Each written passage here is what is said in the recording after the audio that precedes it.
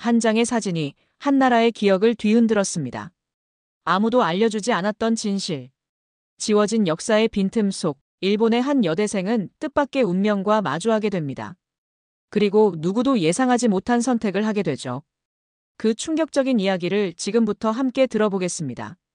그 전에 잠깐 1초 만에 누를 수 있는 좋아요 버튼을 꾹 눌러주시면 영상 제작에 아주 큰 힘이 됩니다.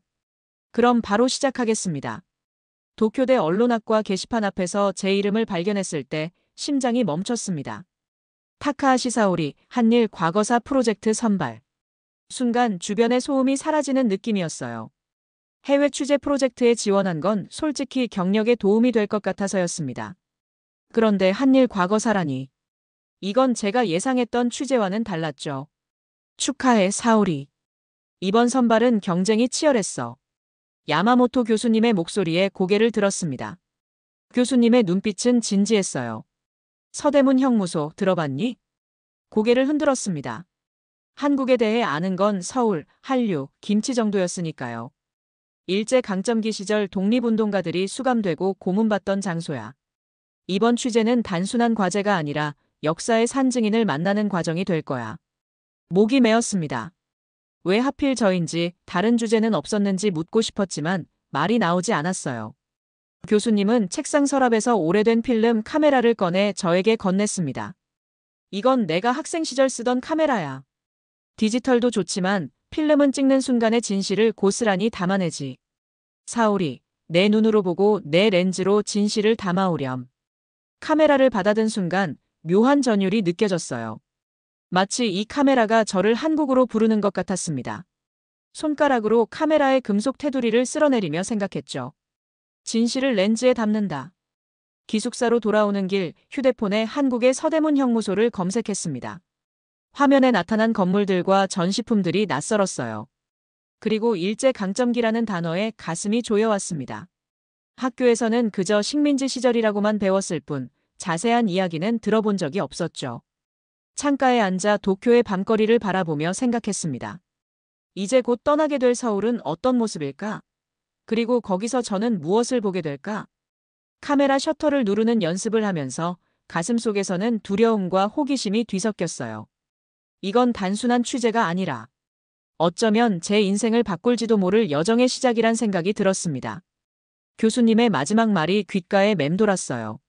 사오리, 역사는 승자의 기록이 아니라 진실을 찾는 자의 용기에서 빛난다. 저는 그 말의 의미를 곧 깨닫게 될 줄 몰랐습니다. 한국이라고? 갈 필요 없어. 거긴 우리를 싫어하는 나라야. 할아버지의 목소리는 평소보다 높았습니다. 부엌 테이블 위 차가 흔들렸어요. 할아버지의 얼굴이 붉게 변하는 걸 보며 놀랐습니다. 항상 침착하셨던 분인데 한국이란 단어에 이렇게 감정적으로 반응하실 줄은 몰랐어요. 학교 프로젝트예요. 가야 해요. 제 목소리는 작았습니다. 내가 뭘 안다고. 우리나라를 욕되게 하려는 거야? 할아버지의 주름진 손이 테이블을 내리쳤어요. 역사는 복잡한 거야. 그들이 말하는 건 다 편향된 이야기일 뿐이야. 저는 말을 잃었습니다. 할아버지가 이렇게까지 반대하실 이유가 무엇일까요? 방으로 돌아와 창밖을 바라보며 생각에 잠겼어요. 다음 날 대학 카페테리아에서 친구들과 이야기할 때도 비슷한 반응이었습니다. 한국?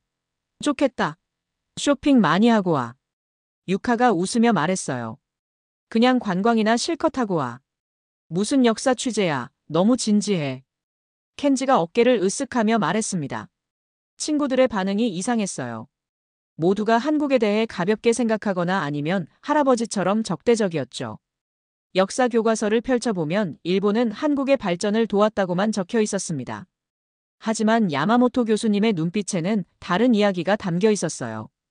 도서관에서 혼자 공부하며 인터넷으로 찾아본 자료들.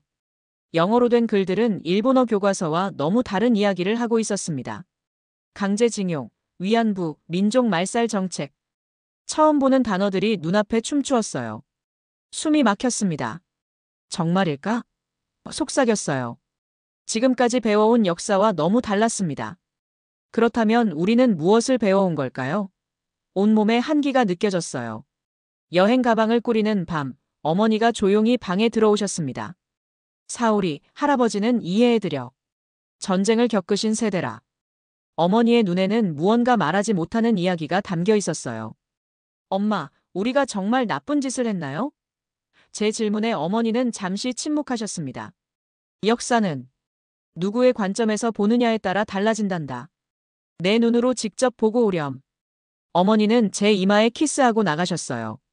짐을 싸며 할아버지의 옷장에서 우연히 발견한 낡은 군인 수첩이 생각났습니다. 만져본 적은 없었지만 그 존재만으로도 할아버지의 과거를 상상하게 했어요. 할아버지는 무엇을 보셨을까? 무엇을 겪으셨을까? 여권과 비행기 티켓을 가방에 넣으며 결심했습니다. 진실이 무엇이든 제 눈으로 직접 확인하겠다고. 편견과 두려움 사이에서 제가 선택한 건 직접 보고 느끼는 용기였어요. 그리고 그 선택이 제 인생을 영원히 바꿀 줄은 그때는 몰랐습니다. 인천공항에 발을 디딘 순간 예상과 너무 달라 놀랐습니다. 유리와 철골로 지어진 웅장한 건물, 첨단 시설들, 그리고 바쁘게 오가는 사람들. 상상했던 적대적인 나라의 모습은 어디에도 없었어요. 오히려 도쿄보다 더 현대적인 느낌이었습니다. 타카하시 씨, 여기에요. 누군가 일본어로 부르는 소리에 고개를 돌렸어요. 밝은 미소를 지닌 또래 여성이 손을 흔들고 있었습니다. 가슴속 긴장이 조금 풀렸어요. 안녕하세요. 저는 이수진이에요. 타카하시 씨의 통역사로 배정받았습니다. 수진의 일본어는 놀라울 정도로 유창했습니다. 말투에서 따뜻함이 느껴졌어요. 사울이라고 불러주세요. 잘 부탁드립니다. 어색하게 인사했습니다. 수진은 제 무거운 캐리어를 도와주며 웃었어요. 사오리 씨, 비행 어땠어요? 한국은 처음이죠? 택시를 타고 서울 시내로 향하는 길, 창밖 풍경에 넋을 잃었습니다. 한강을 가로지르는 다리, 높이 솟은 빌딩들, 그리고 푸른 산들이 도시를 감싸고 있었어요. 수진은 친절하게 지나가는 명소들을 설명해 주었습니다. 여기가 정말 한국이구나. 무심코 중얼거렸어요. 기대했던 것과 달라요? 수진이 물었습니다. 솔직히 대답했어요. 네, 많이 달라요. 더 아름답고 현대적이에요. 수진의 눈이 호기심으로 빛났습니다. 사오리 씨는 한국에 대해 어떤 생각을 갖고 왔어요? 그 질문에 얼굴이 붉어졌어요. 편견과 오해로 가득 찬 제 생각들을 어떻게 말할 수 있을까요? 사실 잘 몰랐어요. 학교에서 배운 것과 인터넷에서 본 것들이 달라서 혼란스러웠거든요. 수지는 고개를 끄덕였습니다. 이해해요. 우리도 일본에 대해 많은 오해가 있었어요. 하지만 직접 만나고 대화하면 달라지죠. 호텔에 짐을 풀고 수진과 함께 명동으로 나갔습니다. 거리는 활기로 가득했어요. 맛있는 음식 냄새, 화려한 간판들, 그리고 쇼핑하는 사람들. 놀랍게도 곳곳에 일본어 안내문이 보였습니다. 일본어가 많네요. 놀라움을 감추지 못했어요. 네, 일본 관광객들이 많이 오니까요. 한국인들은 일본 문화도 많이 좋아해요. 수진이 설명했습니다. 식당에 들어갔을 때 더 놀라운 일이 기다리고 있었어요. 제가 일본인이라는 걸 알게 된 직원들은 더 친절하게 대해주었습니다. 오히려 특별한 메뉴를 추천해주기도 했어요. 이해가 안 돼요. 음식을 먹으며 수진에게 속삭였습니다. 일본인을 싫어한다고 생각했는데. 수진은 김치를 젓가락으로 집으며 부드럽게 웃었어요. 과거사는 아픔으로 남아있지만 그것과 지금 사람들은 별개라고 생각하는 사람들이 많아요. 역사는 기억하되 미래는 함께 만들어가야 한다고요. 그날 밤 호텔 창문으로 서울의 밤 풍경을 바라보며 생각했습니다. 할아버지와 친구들이 이야기한 한국과 실제 만난 한국은 너무 달랐어요. 그리고 내일 서대문 형무소를 방문하게 될 생각에 가슴이 뛰었습니다. 그곳에서 저는 어떤 진실을 마주하게 될까요? 야마모토 교수님이 주신 카메라를 손에 쥐고 내일의 취재를 준비했습니다. 아직은 모르는 역사의 진실을 향한 첫걸음이 시작되고 있었어요. 서대문 형무소 입구에 서자 갑자기 몸이 무거워졌습니다. 높은 벽돌 담장과 철창이 있는 창문들은 이곳의 어두운 역사를 말없이 증언하고 있었어요. 수지는 제 옆에서 묵묵히 기다렸습니다. 카메라를 꺼내 첫 사진을 찍었어요. 셔터 소리가 빈 공간에 울려 퍼졌습니다. 준비됐어요? 수진이 조용히 물었어요. 심호흡을 한 뒤 고개를 끄덕였습니다. 네, 들어가 볼게요. 형무소 안으로 들어서자 시간이 거꾸로 흐르는 듯 했습니다. 좁은 감방들, 녹슨 철창, 그리고 비좁은 복도. 이곳에서 많은 사람들이 고통받았다는 생각에 가슴이 조여왔어요. 전시된 사진들 속에는 창백한 얼굴의 사람들이 담겨 있었습니다. 그들의 눈에서 공포와 고통, 그리고 이상하게도 강한 의지가 느껴졌어요. 이분들은 누구인가요? 목소리가 떨렸습니다. 독립운동가들이에요. 한국의 자유를 위해 싸우다 체포된 사람들이죠. 수진의 설명이 이어졌어요. 많은 분들이 이곳에서 고문을 받고 돌아가셨습니다. 발걸음을 옮길 때마다 과거의 목소리가 들리는 것만 같았어요. 수십 장의 사진을 찍었습니다. 좁은 독방, 고문 도구들, 그리고 형무소의 구조. 렌즈를 통해 바라본 역사는 교과서에서 배운 것과 달랐어요. 그때 한 전시관에서 발걸음이 멈춰졌습니다. 17살 소녀의 사진 앞이었어요. 그 눈빛에서 저와 비슷한 무언가를 느꼈습니다. 이분은 말을 잇지 못했어요. 유관순 열사입니다. 만세운동을 주도하다 체포되어 이곳에서 고문을 받고 돌아가셨어요. 17이었습니다. 수진의 목소리가 작아졌어요. 17. 제가 고등학교를 졸업했을 때와 같은 나이였습니다. 그때 저는 대학 입시를 걱정하고 있었는데 유관순은 나라의 독립을 위해 목숨을 바쳤다니. 눈물이 흘렀어요. 카메라 렌즈가 흐려졌습니다. 사오리 씨. 수진이 걱정스럽게 불렀어요. 괜찮아요. 계속해요. 눈물을 닦으며 말했습니다. 전시관을 지나며 더 많은 이야기를 들었어요. 독립선언서를 숨겨 전달한 사람들, 고문 중에도 비밀을 지킨 사람들, 그리고 이 감옥에서 희생된 수많은 이름 없는 영웅들. 각각의 이야기는 제 가슴에 무거운 돌처럼 내려앉았습니다. 특히 충격적이었던 건 고문 도구들이었어요.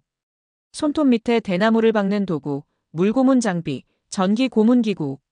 이런 도구들로 사람들이 고통받았다는 사실이 믿기지 않았습니다. 그런데 더 믿기 힘든 건 그 도구들을 사용한 사람들이 제 조상들이었다는 현실이었어요. 이게 진짜 우리가 한 일인가요? 목소리가 떨렸습니다. 수지는 잠시 침묵했어요. 그리고 조용히 말했습니다. 역사는 때로 잔인해요. 하지만 중요한 건 과거를 인정하고 미래에 같은 실수를 반복하지 않는 거라고 생각해요. 야마모토 교수님의 말이 생각났어요. 진실을 렌즈에 담아라.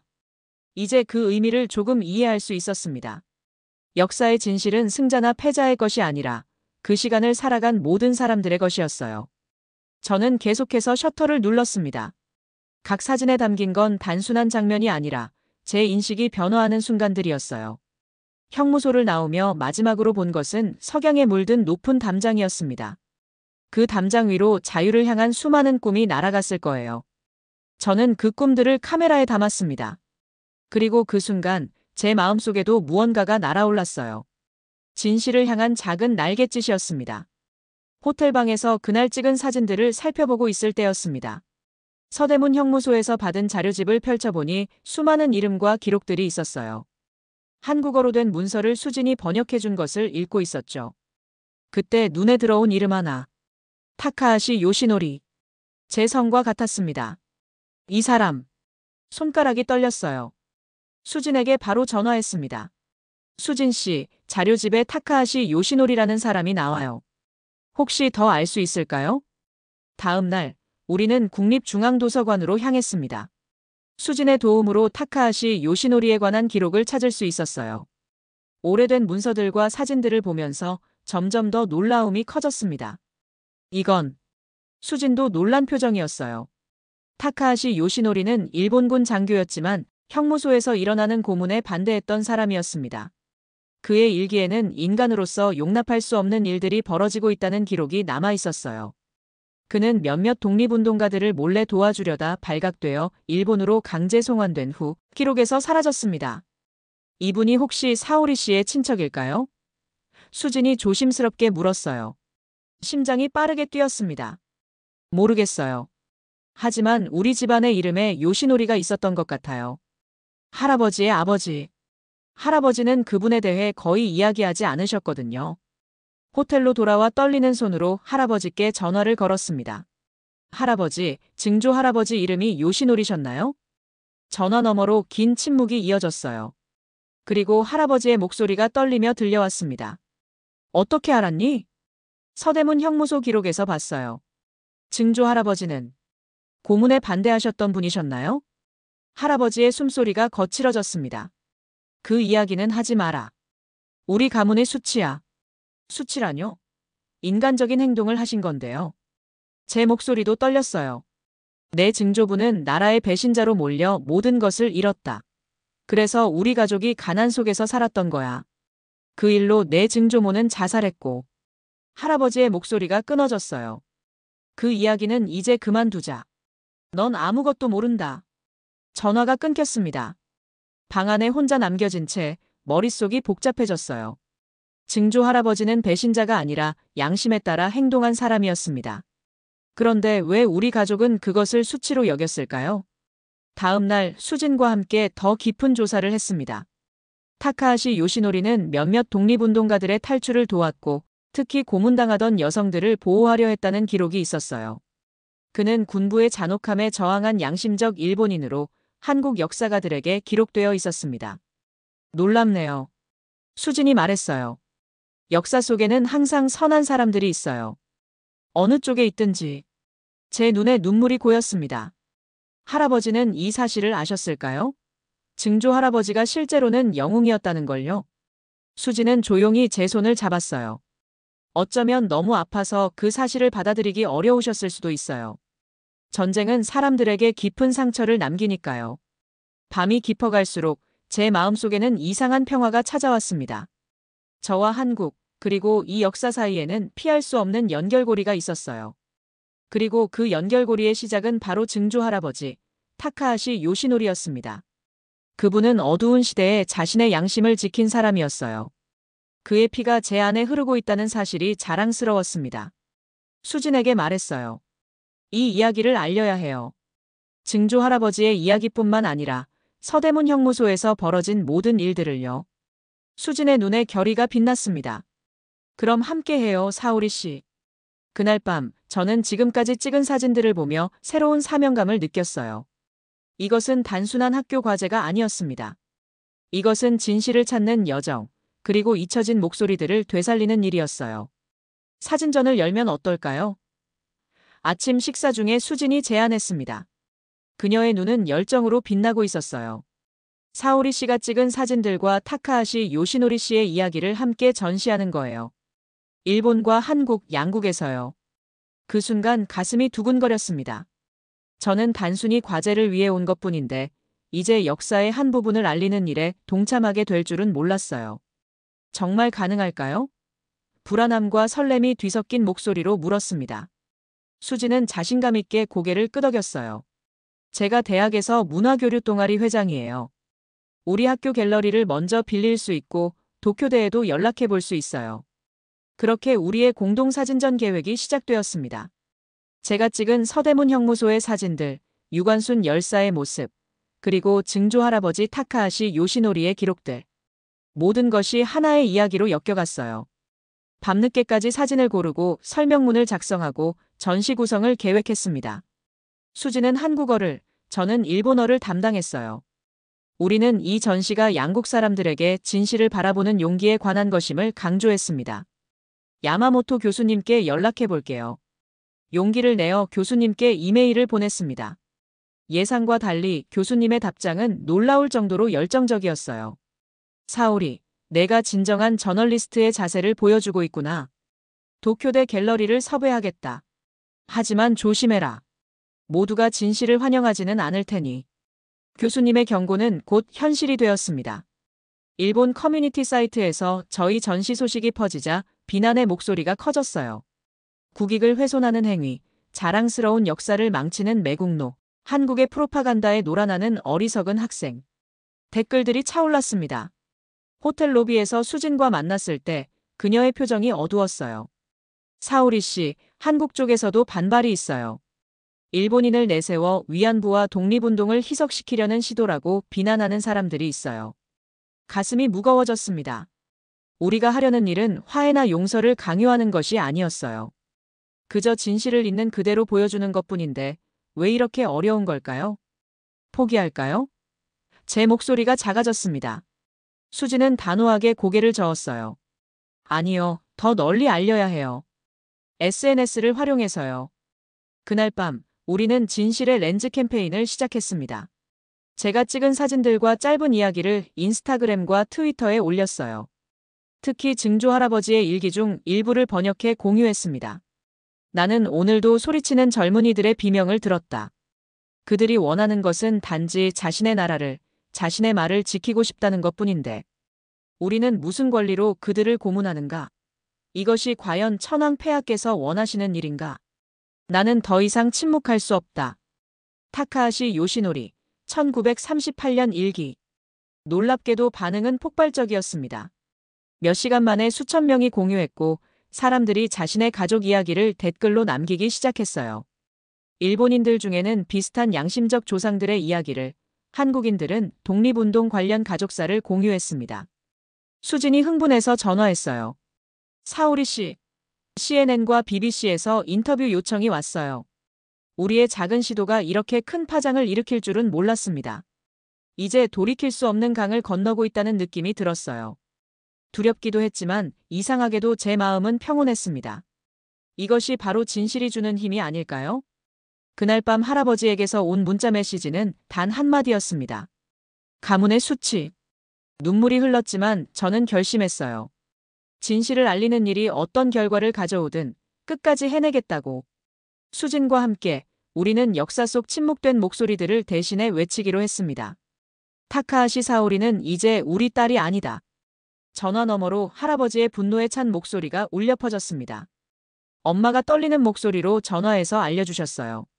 할아버지께서 제 방의 물건들을 모두 치우고 제 사진까지 떼어내셨다고요. 매국노. 민족의 수치. 할아버지의 말씀이 귓가에 맴돌았습니다. 호텔방 침대에 웅크리고 앉아 흐느꼈어요. 가족과의 단절은 예상했지만 이렇게 아플 줄은 몰랐습니다. 어머니는 간간히 문자를 보내셨어요. 사오리, 시간이 필요하신 거야. 하지만 엄마는 내 편이란다. 진실을 보는 건 나쁜 게 아니야. 다음 날 아침, 부어오른 눈으로 수진을 만났습니다. 그녀도 어려움을 겪고 있었어요. 일부 한국 단체에서 친일 미화라며 그녀를 비난했고, 대학에서도 압박이 들어오고 있었습니다. 서로의 고통을 인정하는 게 왜 이렇게 어려운 걸까요? 차를 마시며 한숨을 내쉬었어요. 수지는 빗방울이 흐르는 창문을 바라보며 말했습니다. 오랜 시간 동안 쌓인 상처는 쉽게 아물지 않아요. 하지만 누군가는 첫 발걸음을 내딛어야 하잖아요. 우리의 사진전 준비는 계속되었습니다.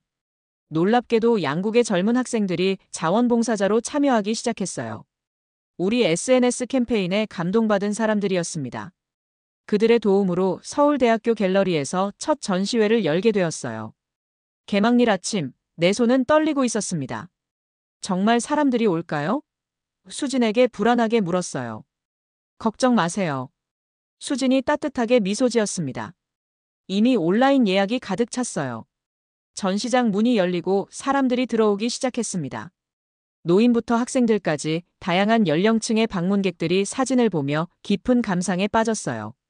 특히 인상적이었던 건 일본 관광객들도 많이 왔다는 점이었습니다. 한 일본인 노부부가 제게 다가왔어요. 우리는 이런 역사를 몰랐어요. 학교에서 배운 적이 없거든요. 고맙습니다, 젊은이. 그들의 진심 어린 말에 가슴이 뭉클했습니다. 사진전은 예상 이상의 성공을 거뒀어요. 언론의 관심도 뜨거웠고 도쿄대 전시회도 일정이 확정되었습니다. 하지만 가장 마음에 걸리는 건 할아버지였어요. 전시회에 초대장을 보냈지만 답장은 없었습니다.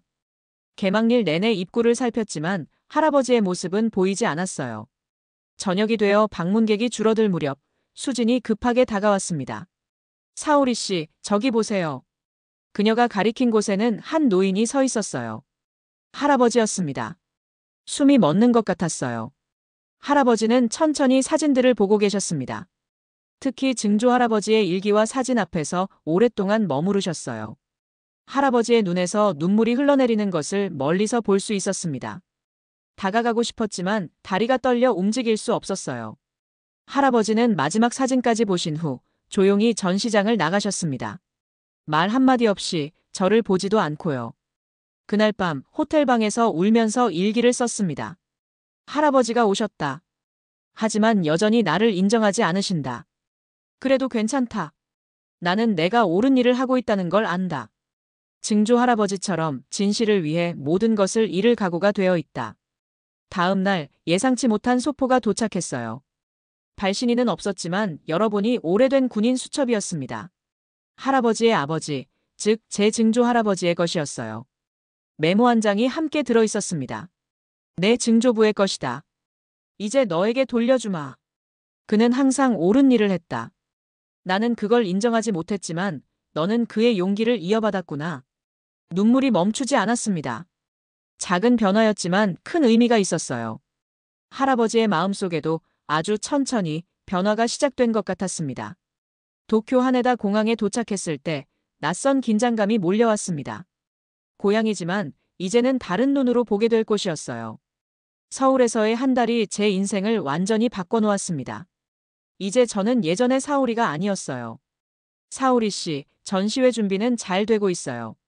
내일 도쿄대로 바로 갈게요. 수진이 메시지를 보내왔습니다. 수진도 저와 함께 일본에 와 있었어요. 서울 전시회의 성공 이후 도쿄대학교에서도 전시를 열기로 했거든요. 집으로 돌아가는 택시 안에서 초조함이 밀려왔습니다. 할아버지를 어떻게 대해야 할지, 가족들은 저를 어떻게 볼지, 모든 게 불안했어요. 현관문 앞에서 망설이다 깊은 숨을 들이쉬고 문을 열었습니다. 다녀왔습니다. 어서 와, 사오리. 어머니가 다가와 저를 꼭 안아주셨어요. 뒤에는 아버지도 서 계셨고, 그리고 할아버지도 계셨습니다.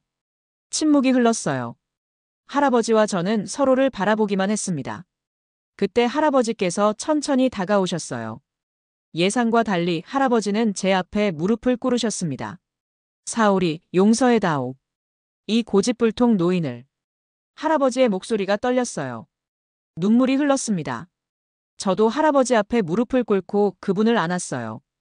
할아버지, 제가 이해해요. 정말 이해해요. 그날 밤 할아버지는 처음으로 자신의 이야기를 들려주셨습니다. 전쟁 후 요시노리의 가족으로 살아가는 것이 얼마나 어려웠는지, 어떻게 그들이 비국민으로 낙인 찍혔는지. 할아버지는 평생 그 상처를 안고 살아오셨던 거예요. 하지만 내 증조부는 영웅이었다. 할아버지의 목소리에는 자부심이 담겨 있었습니다. 이제야 그걸 인정할 수 있게 되었구나. 다음 날 도쿄대학교 갤러리에서 전시회가 열렸습니다. 예상을 뛰어넘는 관람객들이 몰려왔어요.